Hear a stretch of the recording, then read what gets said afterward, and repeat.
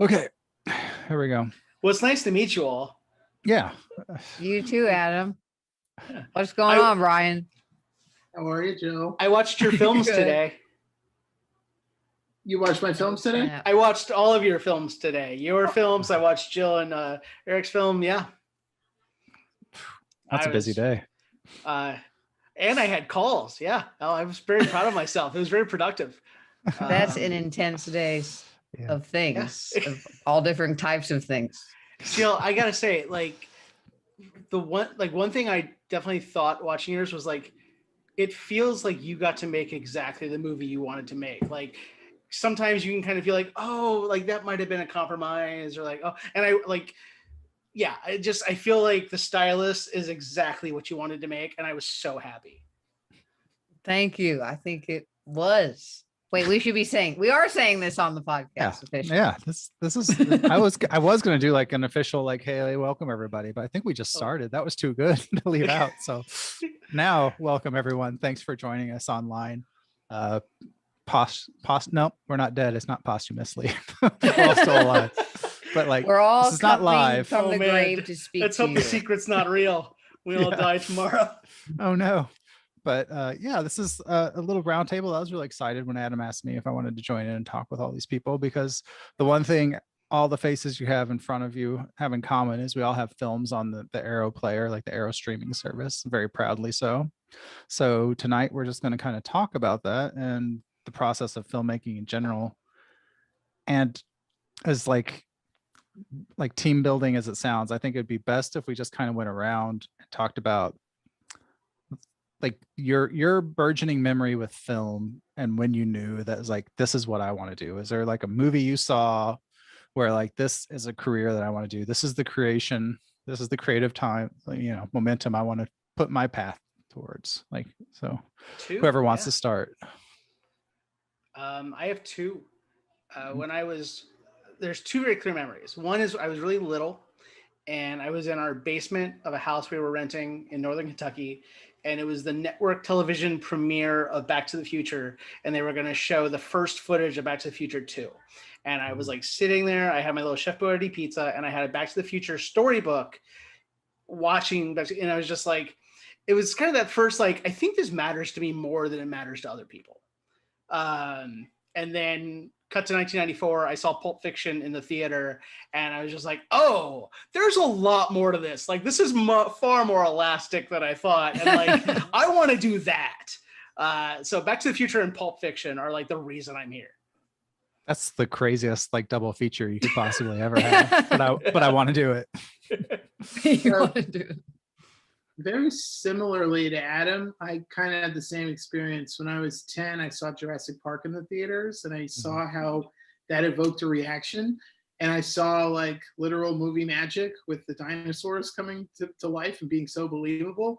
And then years later, I saw Fargo, and I saw how different film could be in that way. And both were very, very inspirational. But thankfully, throughout my life, I've seen a number of films that continue to inspire, and to keep driving me to make films. Some other benchmarks were the movie House from 1977. I saw that. House, and that really changed. Yeah, House. Yep. Oh, yeah. I love that movie so much. I saw that with an audience, and it was really a great religious experience. A crazy movie like that unfold in front of everybody, and it was new to us, so that was really exciting. But yes, Jurassic Park, Fargo, and then I guess House. I think we should make our own film festival with all these films just back to back. That'd be incredible. Jill, I feel how about I have you? to tell a multiple movie storyline now. Because it is like that. As a kid, I've said this before, but The Land Before Time really hit me. And it was the fact that it made me so emotional. And I loved that about it. And I became morbid and wanted to watch movies that made me cry all the time, which led to Romeo and Juliet, mid-90s, Baz Luhrmann's Romeo and Juliet. And at that time, I was making films not seriously, with my friends on my dad's giant camcorder, we would remake movies that we liked, but not in a serious. We would do it seriously, but then just watch it and like laugh hysterically. And we remade Romeo and Juliet a few times. But Ooh, a like few then times. yes, it's I wish I could find it and embarrass myself. But I feel like the one that made me see like, oh, films could be totally different and weird and horribly disturbing was Requiem for a Dream, because I've seen tons of horror movies at that point, and that was a movie that opened my eyes to like, oh, this is a drama that is a real life horror movie. And yeah, I don't know. I feel like Requiem Right. was the first time I really noticed like the storytelling power of score. Yeah. You know, Like, like it It might be that's when I still first my favorite noticed score. editing too. Like, Yeah. Oh yeah. Yeah, that's what I was about to say. Like this, the pounding visuals of that too. Like I it's just missed a lot of what IFC and Bravo used to be in the 90s, because they used to show a lot of independent film. That's how I saw Barton Fink for the first time. Mhm. And then what was special about IFC was that it was uncut. So all the cursing, all the sex, all the violence was in there. And I'm pretty sure that's like Lost Highway was on there. And yeah, I don't know. The 90s, like growing up, was a great time to like watch a lot of independent film, and cable TV was still experimenting on what they needed to like fill their time slots with. So I got to see a lot of movies that way, which was nice. And it was sort of the blossoming of like online film, like adamfilms.com and iFilm. I feel like those were places where I could watch like short films. It was actually IFC that first introduced me to the idea that films could be short. Like, because I had seen a lot of like cartoons like Looney Tunes and Disney and didn't realize that those were actually theatrical shorts until later. But then I would see like, oh wow, that was a narrative, and it was like 12 minutes long, and it was live action, but it felt like a movie, but it was just a mini movie. So IFC was a big eye opener for me to see that like short films could be a way of making movies, which is obviously my foray as I do shorts. yeah, that's kind of, I mean, you masterfully brought me to like, I think what we maybe should focus on here, because this is what's crazy to me, because we all grew up relatively the same time, and there were major Eric, platforms you have like to tell us your movies list. Oh, okay. Okay. Well, remind me where I was. I'll back up here. Okay. I'm sorry. I think, like, honestly, it sounds ridiculous, but I think I was like programmed to do this because when I was 4 years old, my mother was a single mother, and she bought movie tickets for this film and had a babysitter, and all that fell through. So being the responsible mother she is, she took me to the theater with her to see the film. And that film was Halloween Part 2 when I was 4 years old. So I remember, I mean, you talk about early memories, how like lucid they are and like how tactile they are and strong they are. They're beyond memories. They're like this thing that you return to. I can still like remember what the seat felt like the kinds that flip up and down, and like hiding underneath it, like when Michael Myers showed up and stuff like that. Emotional, visceral response to something that's two-dimensional on the screen. Like I didn't understand any of that then. I was just scared. But like looking back now in my 40s, I think that had to be like the moment where I was just wired differently. I think a couple like the Coen brothers like has been mentioned here, but I think like the cadence and like the mastery of their dialogue, like as a writer, like really like blew my mind. And like Raising Arizona, like the early stuff they did. Cold Blood, or yeah. What's that one? Blood Simple, thank you. And Cold Blood Simple, that's what I'm going to call it. We'll but In make yeah, Cold that Blood Simple mashup. Plan. There we go. there we are.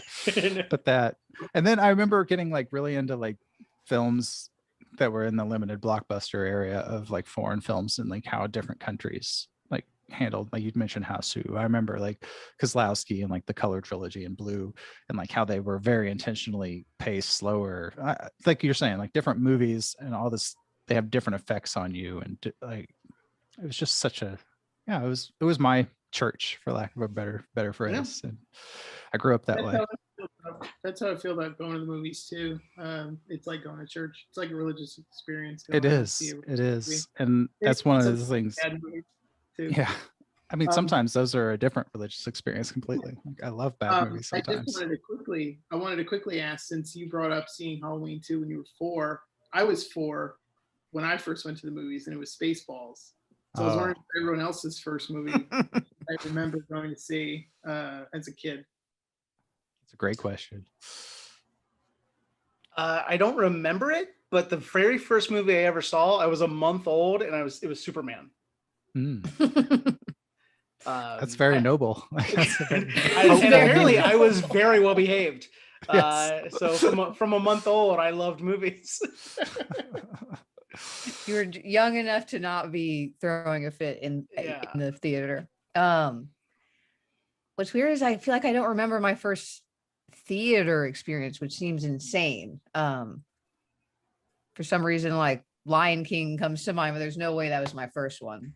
I just remember that experience for some reason. Yeah. I thought Bambi was mine. And then I realized that Bambi was like re-released in 88. But I definitely saw Spaceballs in 87. So I was like, wow, that was my first movie, Spaceballs. That's a great one. That's almost as inappropriate as Halloween 2 for a 4-year-old, I think.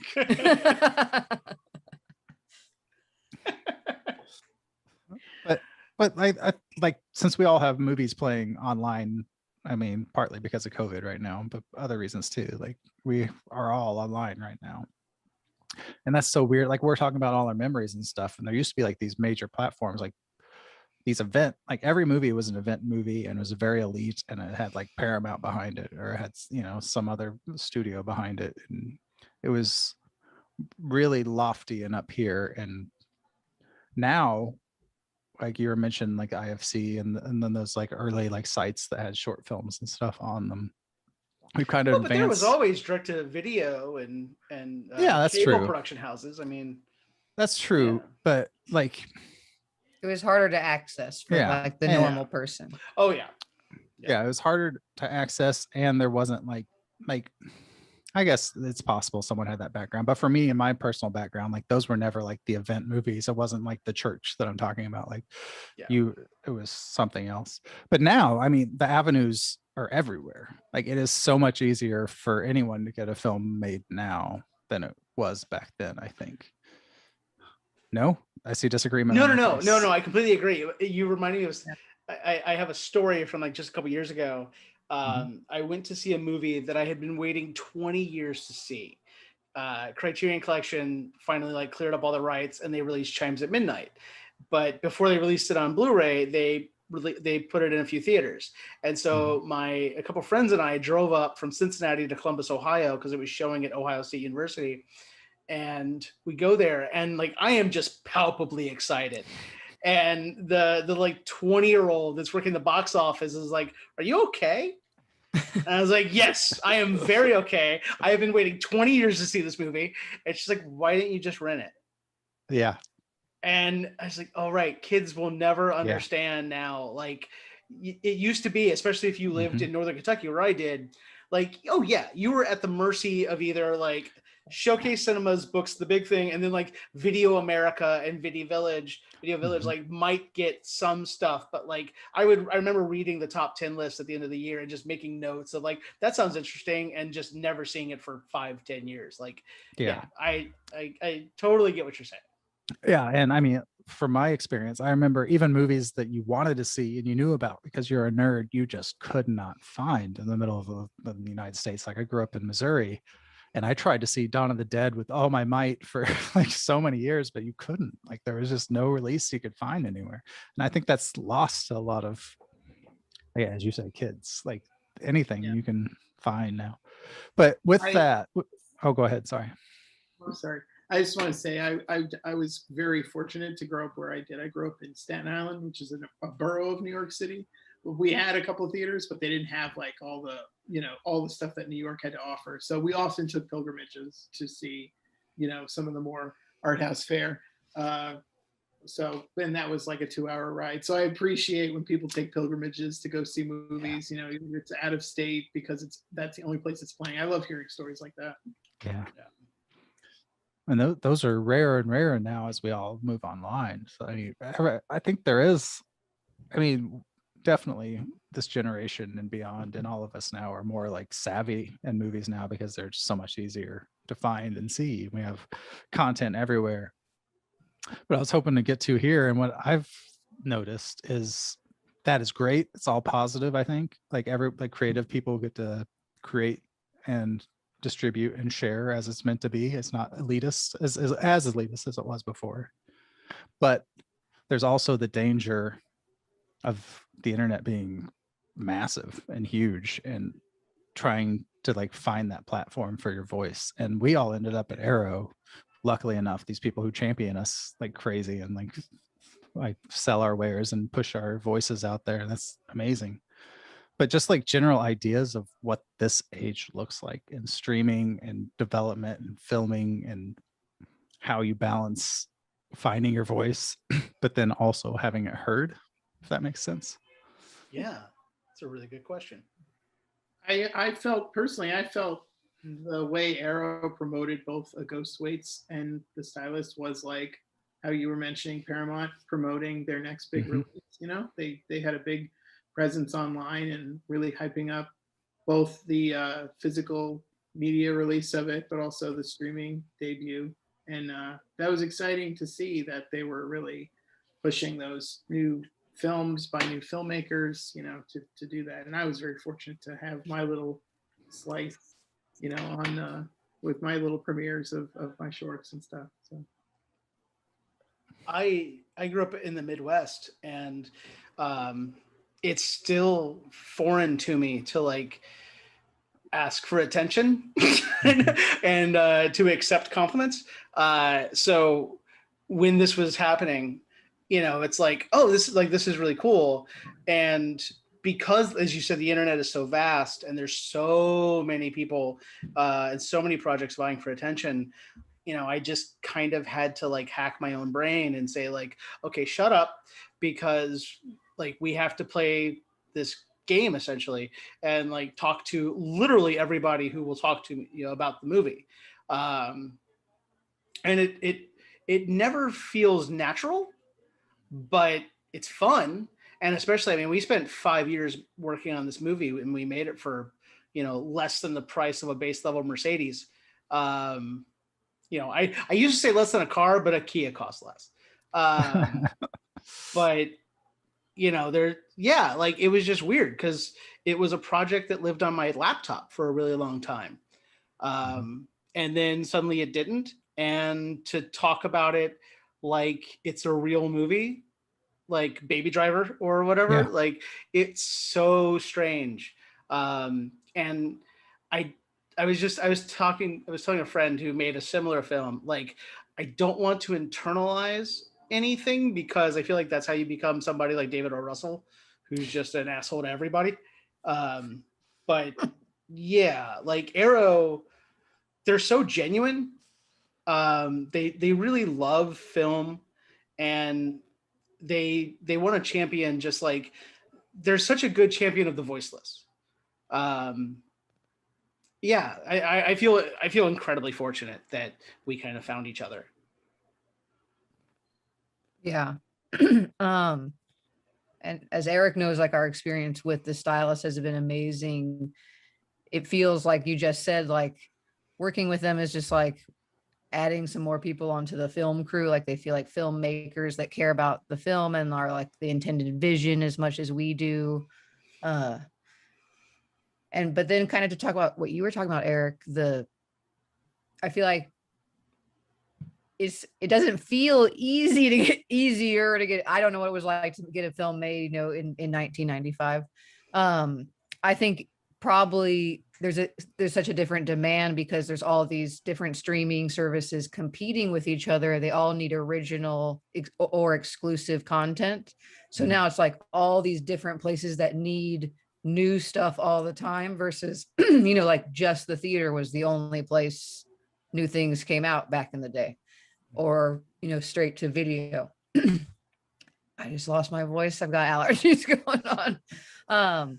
But yeah, it's interesting because now there's like this competition for always new content. And then on the flip side of that, we have to battle the the whole thing of once your film does come out streaming, it being forgotten, 3 days later, because so many things are always coming out. Yeah. And staying creative with how can you keep it in people's minds. And Arrow is really good with that. That's a focus of theirs, which you can see it. And I really appreciate that, because that is important with any kind of campaign, to have creative ways to remind people about something you're doing versus just here it is, like the same thing over and over and over again. That's also such a remarkable privilege to make a movie. I mean, even if you make a very small budget film, like almost no one gets to make a movie, and almost, an even smaller number of people get to make a feature film. Yeah. Like it's, beyond that, like I've been saying, like, I feel like I'm playing with house money, like I couldn't believe we got to where we got. And then to have the festival run that we had, and, and then to get signed by such a company, like I keep going back, people are like, oh, what's the best part? And it's just like that it's done. Like, I don't know. Like this is real life. There were many times where I was like, oh, this movie's never going to get done. But like, I can't quit because people did actually invest money and I'm accountable. Yeah.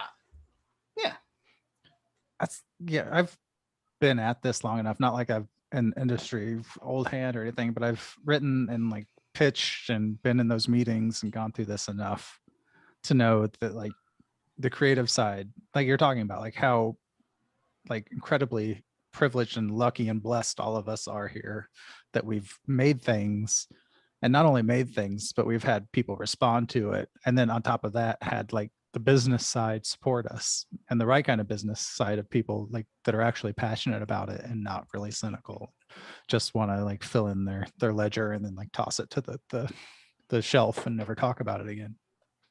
So I'm with you. Like, I think the word that I kept using with Jill is just surreal. Like I can't, which is very aggravating for a writer when you can only come up with one word. Like, this is all so surreal, but it is. And like, that's what interests me, because like what Jill was saying, she's absolutely right. Like content is cycling through so quickly now on so many platforms, and to be here and have this and have like a company championing you, and then having people react to it in a very personal way is like, I don't know, it's strange. Like I think that's the flip side of the internet, is that you get that instant community, you get the instant feedback, you can talk to the fans, you're not just reading critic reviews, you're not just, like I imagine like when Back to the Future came out, Zemeckis is probably, if he even cared, was looking at like newspaper trades and like reviews and stuff. But like we're lucky enough, like, oh, people are talking about it on Twitter and you can see what people are saying and like interact with them. And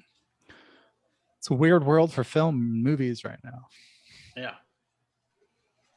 It's especially humbling for someone like me, since I specifically do shorts, for them to curate my work, because, more so than features, it could just be put on the internet and it could just disappear. Yeah. So it's really nice that they saw value in what I was doing and curated some of my films and put them in a collection. I think that's awesome, and I'm happy to see that places like Arrow and even the Criterion Channel are doing things like that, where they're bringing up shorts too, because there's a lot of really great short films that are out there. Absolutely. I mean, your short films, like I said, I watched them earlier, and like your short films, like have so much confidence. Like I wish I had the confidence that you're like, it's a vision, a voice. Like I was in awe. Like I could not have done that. I made a feature because like I never made a short. And I knew that I was gonna have to raise money, and I was like, well, I can't really monetize shorts, but like, that's why I made that decision. But like watching yours, it's just like, yeah, this is a voice that needs to be championed. Like this is a voice that needs to be in the conversation. So again, yeah, Arrow is amazing that they'll back like people that just, even if it is, a battery of short films, like that's an essential voice in the conversation. Well, thank you so much. I wanted to go back to something you said earlier when you said like, what's the best part? You said that I finished it. I get a question all the time which is like, when are you going to make a feature? It's like, I like making shorts. I don't know how to have to like graduate to features, unless it's a story I absolutely am in love with. And every one I've made, I feel like is a short. You know, there's no need to make a William feature. I don't think. Oh God, that sounds I don't know if scary. Too scary. The world doesn't need that, you know. But no, I love the short format. It's great. So thank you for saying that. That was really nice.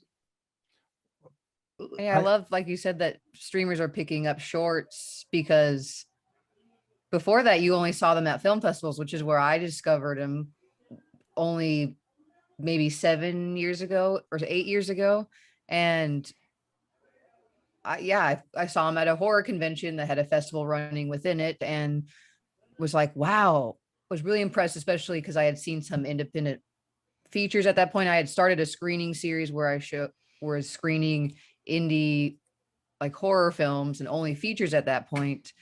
And then I saw these shorts and I was like, oh my God, the production value you can get with like $0 or maybe 500, you can make I mean, some of these shorts I saw looked like Hollywood budget films. And I was like, no offense, but compared to some of the features I saw at that level, it was just really impressive, and it blew my mind. Also, just like the storytelling and how a lot of them felt like punchlines, and I just really enjoyed it. And that's how Eric and I got together on a short. Yep. And but yeah, I fell in love with short films and started showing them all the time, and then decided to try to make one, having no idea what that meant. That was Did your screening series have a title? Have a Called name? Slaughter Movie House, Nice. which just it stopped when the pandemic started. I don't know if we should resurrect it someday. If we I've can. said this before, Jill. I'm sorry. You go ahead and finish your thought, and then I'll compliment you. No, it's fine. Go ahead. I'm kidding. I've said this to you, you know, off Zoom calls before, but like when I saw your first short film, you know, I felt that you were a filmmaker that already had such confidence in how you made your films. You know, there was a specific jump cut that happened in it that made me think like she knows what she's doing and she's got a clear idea of like, you know, filmmaking, and it was great. It was great to see. And then when you made The Stylist, it was like even better. So I'm really happy for you. Are you going to make shorts anymore? Or are you strictly going to be on features? I'd make a short film. I'd love to make something right now so I could just make something. Just to get out of the apartment, you know. I don't have any short films personally that I've written or been thinking about, but I don't feel that I'm beyond short films by any means. Do you think I think you'll that- make any, Adam? I'm sorry? Do you think you'll make any short films? Same answer. I would. I tried to some years back, and it fell apart in spectacular manner. Just No, there's a story there. I had. Oh yeah. There was a cancer diagnosis. Oh my gosh. Recasting 60% of the principal cast, and eventually it was just like, yeah, we're not doing this. But I don't know. I would definitely. My dad said something a while back that was very prophetic. He's like, where some people see a sentence, you see a book. I tend towards longer things, but like I also learned so much in the process of the last 5 years that like it would be really exciting to make something and just focus on pure on like kind of pure direction. Because I started as a writer, and as a director, my secret weapon is writing. You know, I find the point and I aim the camera at it. So it would be a lot of fun, and I like Jill said, I'm not above it or beyond it or whatever, but I don't have a short script in mind. But yeah, I would do it. Yeah. I don't think it's an either or any. I don't know. Like I come from a literary background, and I kind of like the only analogy I can think of is like shorts to me are kind of like poems, and like features are kind of like novels. And like I write books, I write screenplays, I write poems. Like it's just whatever the medium is that you feel at that moment. Like there's no I like should say I love graduating music from it. videos, which are basically Yeah. short films, and I would make a Yeah. music video like I'd make it Today? tomorrow. Like, yeah, Let's do one well, tonight. Today's pretty much over. I'm in my pajama pants, but We can film one via Zoom right Yeah, now. this- Yes. We're recording. Yeah. But- No, you're but I right. don't- It is. There's like a yeah. rigidity to it that or people kind of see a rigidity of like a short film is one thing, a feature film is another, and that's not true. But it's also like a short film is one thing, a commercial is another thing, a Mhm. whatever. Like, yeah, I'm down to do whatever, and Right. if it's short, if just- it's I just think there's this like prevailing attitude that like once you like you usually start with shorts for obvious reasons, like logistical reasons, but then like once you graduate to feature, you're above like these things. But like I don't really buy that. I think they're completely Yeah. different storytelling Yeah. avenues. And there are some filmmakers that go back and forth and do all kinds of things. One person I always think of is Spike Jonze. Spike Jonze, goes all Yeah. over. He does music videos. He's Yeah. commercials, short films, features, and then he like goes like this, like with it. He's very like elastic when it comes to his body of work, which is really cool. I A think lot of 'cause people.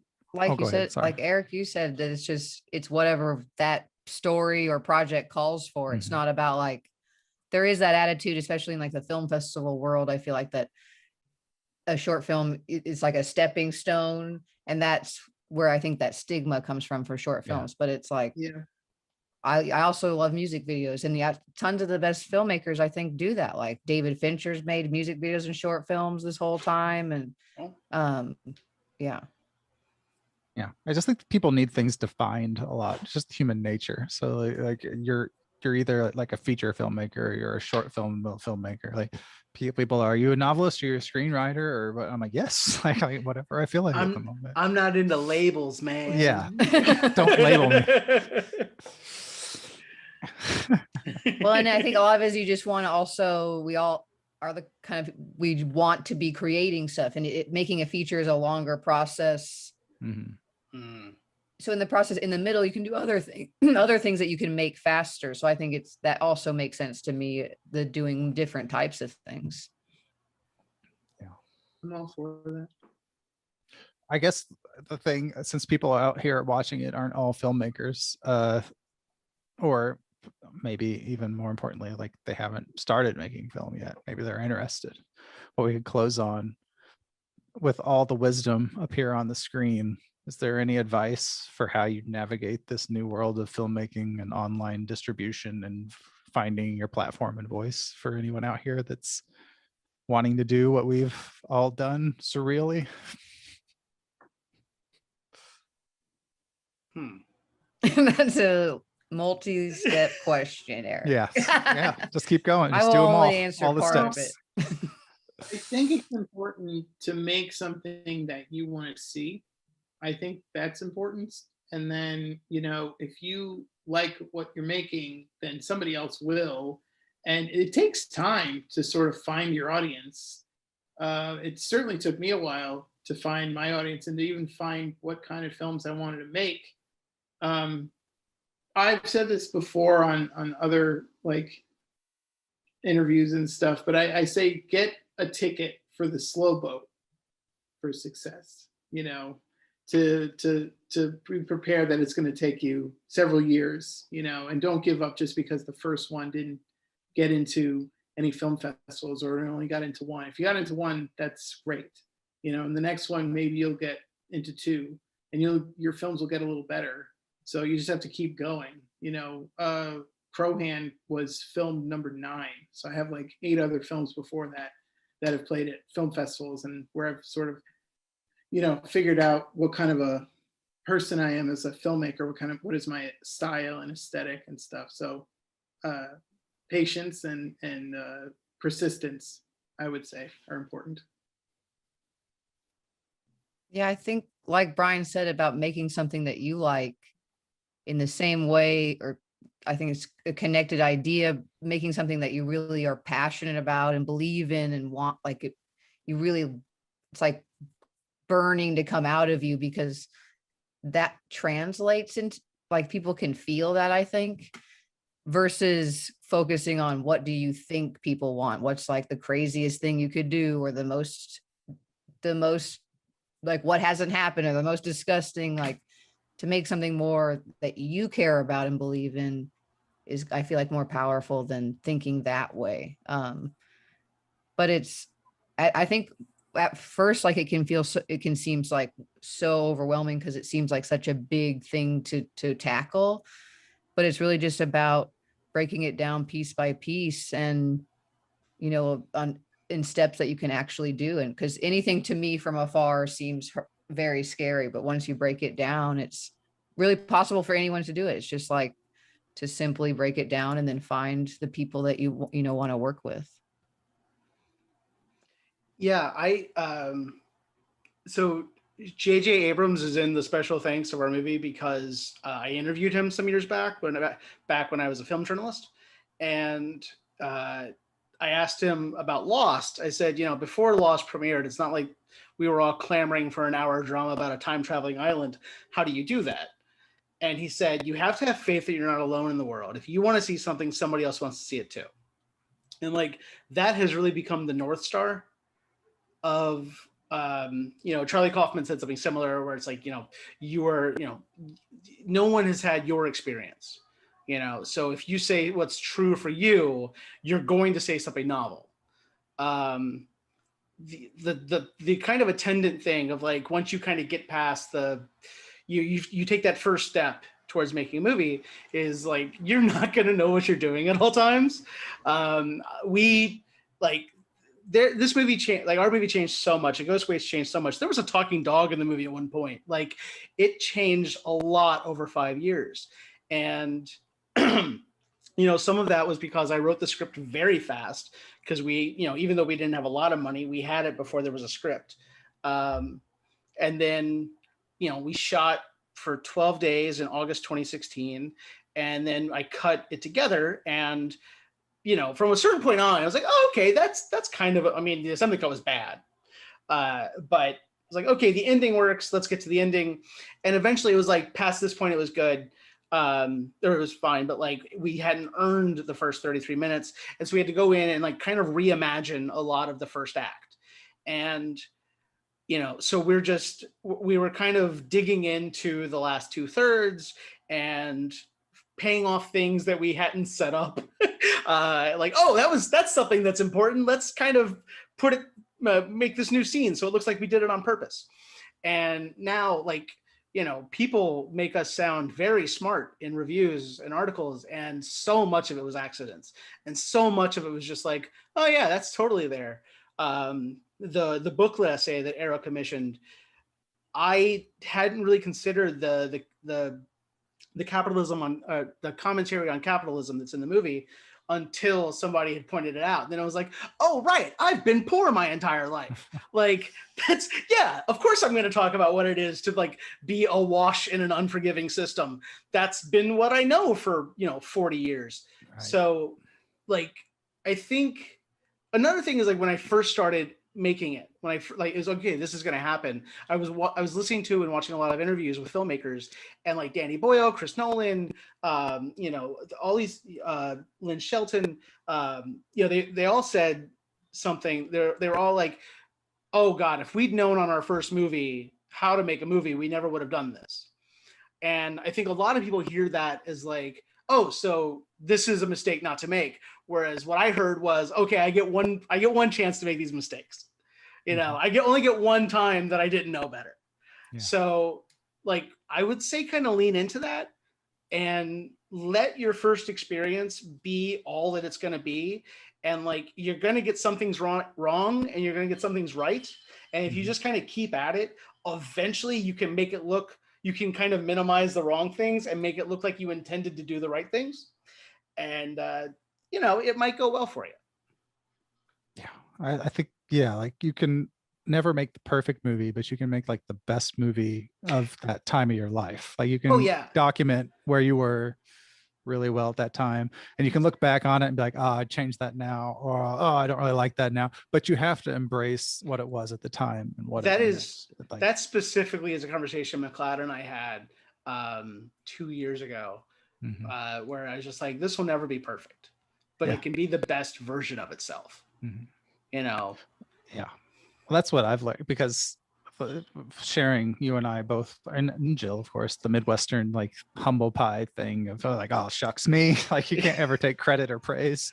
Yeah. But I went through that a lot, and when we made this, well, all the 2 shorts that Jill and I made and this, like we've poured, like I don't think Jill and I, speaking for you a little bit now, Jill, but I don't think Jill and I ever were like in this because of like the industry. We never wanted to be like, oh, we're filmmakers and you know, like this big time like association thing. I think we just wanted to tell our stories in a way that was hard and like everyday life.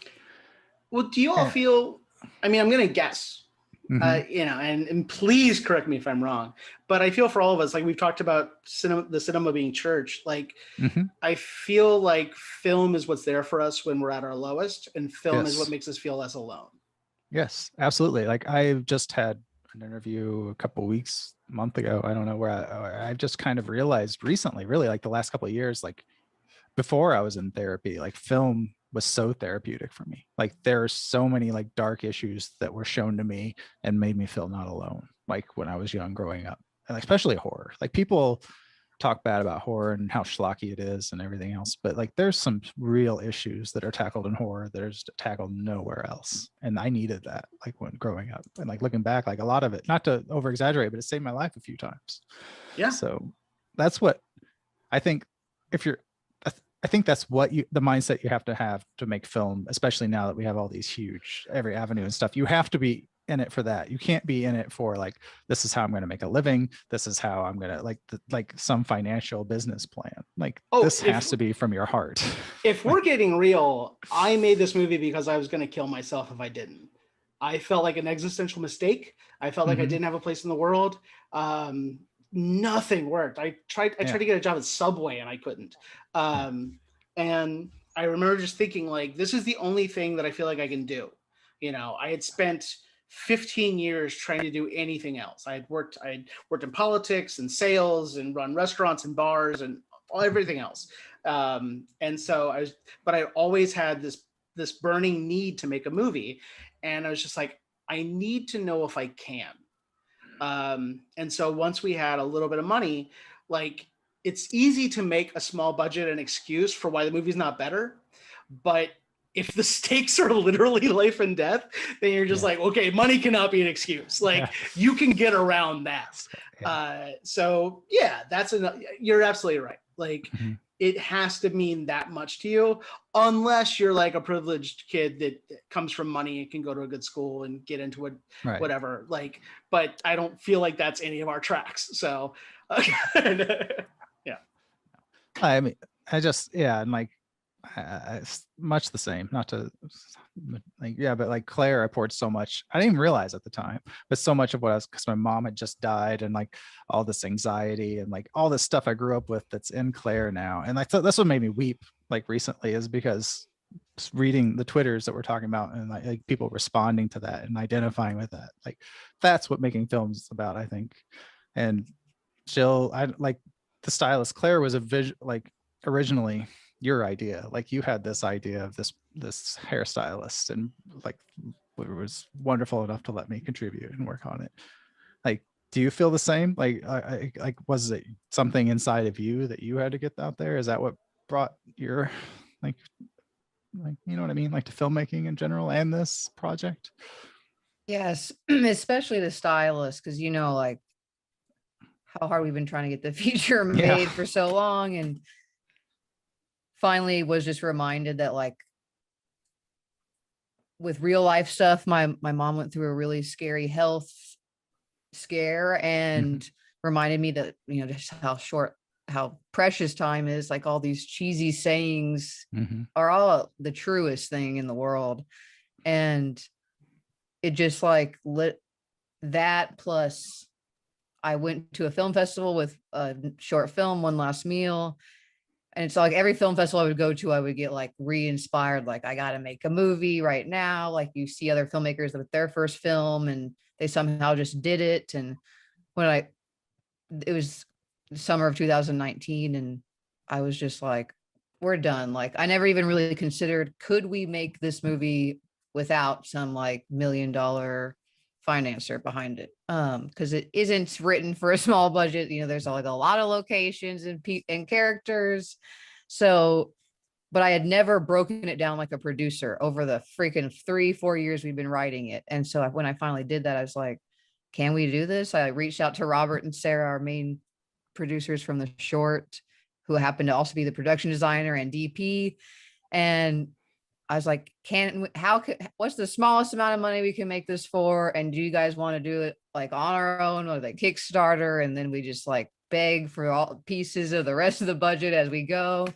And, but yeah, it was just like, got to the point where it's like, I've got to do this. Like tomorrow, so like as morbid as it sounds, like in an instant, like your whole life could change or someone could like life ends that fast. And that's really what motivates me is like time really is that absolutely seriously precious. Yeah. My your favorite moments. scene in The Stylist is when Claire and Olivia are at the bachelorette party and like Claire has to go to the bathroom and Olivia won't let her, and they're talking, and like Claire finally has like a genuine connection conversation with somebody and actually can kind of, and then like to follow that with like when she's at the parking lot and she's strangers, like she's trying to talk and she can't. That moment, and then in the bed when she's looking at her, like when she's waking up and checking the phone, like I identified so strongly. Like I just felt that in my bones. Like, thank you. Oh God, Najara is the best thing in the world. He's amazing. I've been saying that for how many well, years and now? Bria, honestly. We hope they were designed to be like mere, opposites, like doppelgangers in a sense. And when we finally got to see them bring it to life for the first time, I was like, it was that parking deck scene was the first thing we shot with them too. And we didn't even test like what were they like together. And I was just like eyes filled with tears. I was like, it's perfectly horribly awkward and uncomfortable and sad and awesome. Because that's that really a climactic scene, emotionally at least. And I was like, oh, it's perfectly sad. I love it. It's so good. They're so good. And to me, it was kind of like the sliding doors kind of thing. Like they're the same person. They have the same issues, but one had a family and support system and learned how to cope and all this stuff, and one didn't. So that's kind of how I always approached it. The first scene that McLeod and Natalie shot together is the scene at the end when she sings to him. We never had a rehearsal. We never had a script reading. That was literally, they met on set. Wow. And it was that. And when I said earlier that like the assembly cut was bad, and like it was really bad, but the ending worked.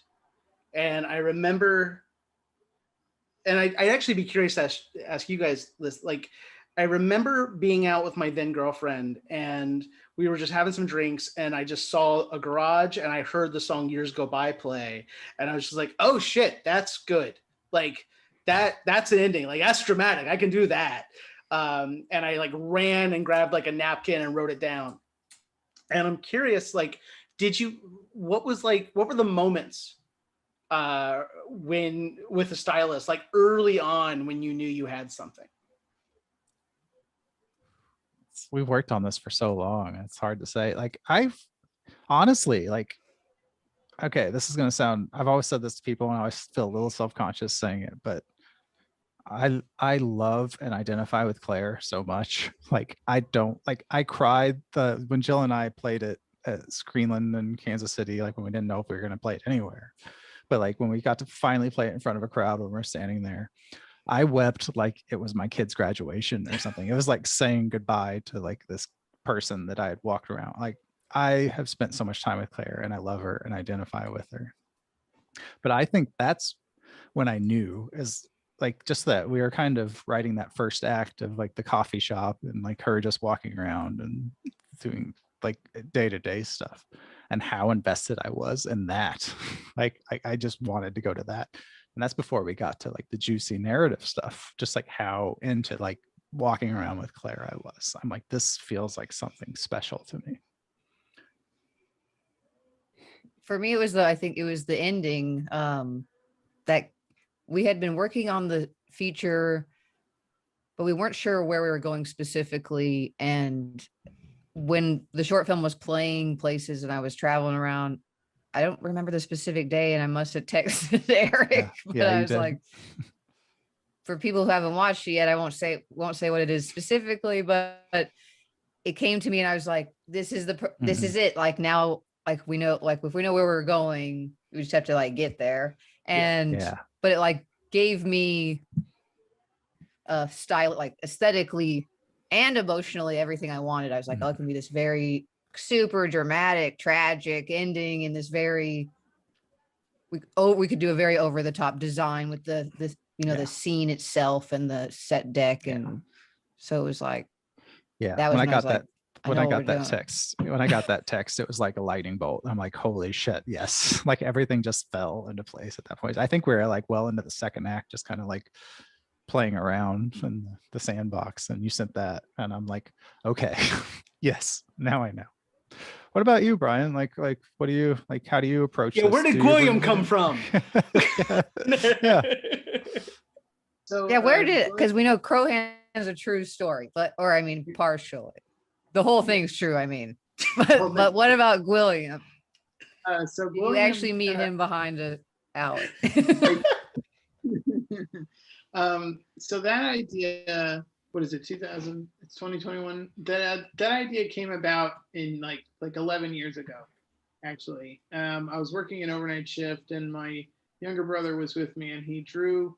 There was like a desk that had like a picture of a kid, and he like drew the kid, but he drew them all fucked up, and we thought it looked like a goblin, so we named that drawing William because we thought William was such a strange name that sort of invokes a gag reflex. And then we sort I of can put mine up here too. All right. Wait, he has candle wax on him, which I thought was perfect because it looks disgusting. That's amazing. So we had this idea about a guy like prowling at night, kind of like a Travis Bickle, and then this person, like, you know, he's kind of a irascible kind of person, and he comes across William, and originally like he was going to give him like a really terrible blowjob, but then when we like wrote the script, once Crowhand was like picking up momentum on the festival circuit, it was actually Tori, who was my wife, was saying like, we should do William now. This is the time to do William. And we had discussed it with a guy from Indiegogo, and he thought it was great. And I was like, okay, great. Why do you think it's great? Like, what's wrong with you? Like, what's wrong with you?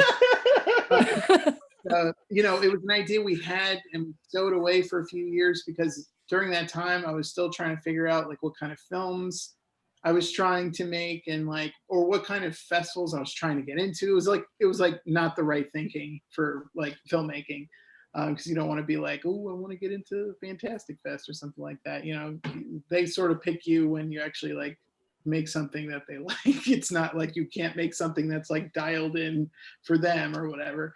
But anyway, so at that time we shelved the idea, but yeah, it wasn't until like we decided to go forward with like the stupid idea of Crowhand that we thought like, oh well, this one would be really this would really shock people or really be interesting. So that's how it came about. So there's been ideas that I've had stowed away that I haven't had a chance to do yet, and I'm hoping that I can eventually do those ideas. But yeah, William's been around for a while, and I think of him in a weird way. I think of him like you guys think of your characters too. I think of him as a person, and I want him to be treated with respect. So when everybody's always, you know, asking to like toad out William in more shorts, I'm like, you know, I don't want to. Like, I want him to be like, I want it to be right. You know, I don't want to do it just because he's popular or people find him appealing for some reason, you know. You want to do the William prequel? I mean, I have thoughts about where William has come from. I have stories in my head about him and his life. I have thought about a longer story, but ultimately I'm not interested in like telling. I like the mystique of William, and people don't know where he came from. I know where he came from, but like not everybody knows where he came from. So I like to keep it that way. And it's sort of the same with Crowhand, you know. like, where did that totem come from? Like in the story, like I know where it came from because I really came across a thing like that on the ground, and that's what inspired the whole thing. But you know, sometimes I don't like those questions to be answered, which is why the telling my stories in shorts like works for me, because I like when something just happens, just is, and I feel like bogging it down with backstory is not something that I wanted. If I want. I agree with that wholeheartedly. Yeah. I think too many movies give too many answers these days. Oh, yeah. Yeah. I just watched the I'm pausing so that this can be cut. I just watched the 4-hour Justice League over the course of about a week and a half. And I did the that same. will It make took you me a feel like you're while. working. That will make you feel like you're working too hard on your scripts. Because it's just like, Yeah. oh no, you can just like have stuff happen, and people Yeah. can just say things, and none of it at all has to be connected or make sense. As long as you spend a ton of money, and like, it's just, there's so little storytelling, and it's 4 hours long. I don't Yeah. understand it. Like, and you know, I didn't have any time to watch movies for 5 years, so like now I've been watching a ton. I've already watched 60 movies this year. It feels great. But like, yeah, to have spent time on that, it's just like a monument. It's a $300 million monument to confirmation bias. And you know, and like, Oh, I keep thinking, like, you woke people up at 6 a.m. to do this. Like, that's advice to aspiring filmmakers. If you're gonna wake people up to make your movie, at least have a reason for it. I think that's a perfect Oh. sentence to close on. I question everybody who woke up at 6 a.m. to work on William. They're just really excited, man. It spoke to them. No, it means a lot that they actually, everybody who worked on the films, all the films that are on Arrow right now of mine, that, you know, were inspired and were motivated, you know, including Jill, who like helped produce BFF Girls. You know, I've said this, but you were such a good producer, Jill, and I can't thank you enough for being that kind of support on that kind of movie. You know, it was a huge help. So thank you. It was fun as hell and my pleasure. And I did experience so many things I never have and still haven't since on any movie set. Really? Yeah. What's one thing you have only experienced on that set? That's hard to pick one. So much.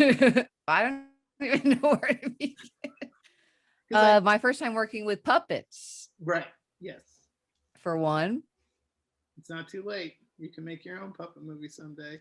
I still got time. Yeah. I think it was probably the scene with Lawrence getting doused with the hoses of blood. That was my. Yes. Judging from the complete blackness of Jill's room, I think we've had time. She was The like sun fully has lit. set. I was like Yeah. trying to turn on a light, and I'm like, that's not even plugged in. Yeah, I know. I'm like, we've been doing My this a mood. while. This is now like unfriended. I look very you guys scared. at? I don't. What happens now? Where's everybody at? I'm in Lawrence, Kansas, which is right outside of Kansas City. Like KU's here. So I have passed through there on a train, and it has a beautiful neon sign that really calls out like a beacon in the night. yeah, that's what we do. Nice. We're a beacon in Kansas. I'm in Kansas City, right Missouri- down yonder from Missouri or Panic Kansas? Fest. I'm on the Kansas side at this moment. Nice. I'm in Atlanta, Georgia. Oh, cool. I'm in Queens, New York. Oh, wow. All over. Yeah. When Brian, sorry, In Astoria or Sunnyside. Oh, Sunnyside. That's great. Yeah, I love it. My uncle was there for a bit.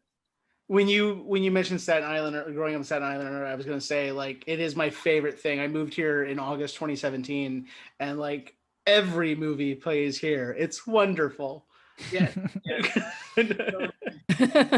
Be able to like go Hey. see those things. Yeah. Yeah. Rude. I know. Hey, but I did my time, man. Now everyone get Arrow Player and watch everything. It's great. That's right. Exactly. See how I wrapped it all up and like brought it back around. Perfect. I did it.